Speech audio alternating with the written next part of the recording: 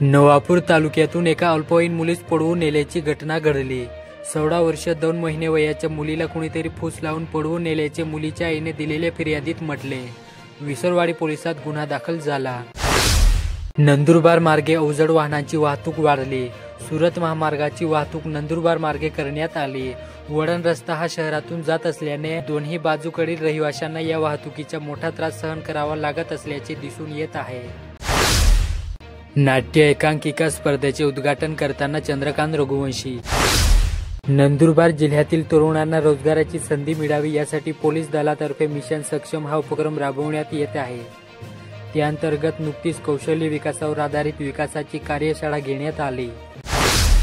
Mission 100 दिवसाच्या 7 कलमी कृती कार्यक्रमाच्या प्रभावी अंमलबजावणीमुळे नागरिकांचे दैनंदिन जीवन अधिक सुखकर तसेच सुलभ होईल, प्रशासन अधिक गतिशील बनेल असा विश्वास जिल्ह्याचे पालक सचिव बी वेणुगोपाल रेड्डी यांनी व्यक्त केला।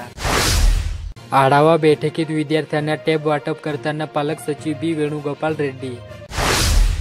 रांजणी कृषी विद्यालयात दशपर्णी अर्क तयार करण्यासंदर्भात विद्यार्थ्यांना मार्गदर्शन करताना शिक्षक। शहादा तालुक्यातील जयनगर गावाला आर पाटील सुंदर माझे गाव योजनेअंतर्गत तालुकास्तरीय समितीने भेट दिली। या योजनेअंतर्गत समितीने गावात झालेल्या विकास कामांची पाहणी व तपासणी केली। नंदुरबार शहरातील जिजामाता शिक्षण संस्थेचे कला विज्ञान व वाणिज्य महाविद्यालयात राष्ट्रीय सेवा योजना व विद्यार्थी विकास विभागातर्फे ई कचरा व्यवस्थापन कार्यशाळा पार पडली। अक्कलकुवा तालुक्यातील निंबीपाडा येथील जिल्हा परिषद शाळेत केंद्रस्तरीय क्रीडा स्पर्धेचे आयोजन करण्यात आले होते। मालपाडा केंद्रांतर्गत सर्व शाळेतील शिक्षक आणि विद्यार्थ्यांनी स्पर्धेत सहभाग नोंदवला। नंदुरबार शहरातील अमरधामकडे जाणारे रस्त्याचे काम वर्षभरापासून रखडले, त्यामुळे अडचणी येत आहेत। रस्त्याचे काम तातडीने पूर्ण करावे अशी मागणी होत आहे।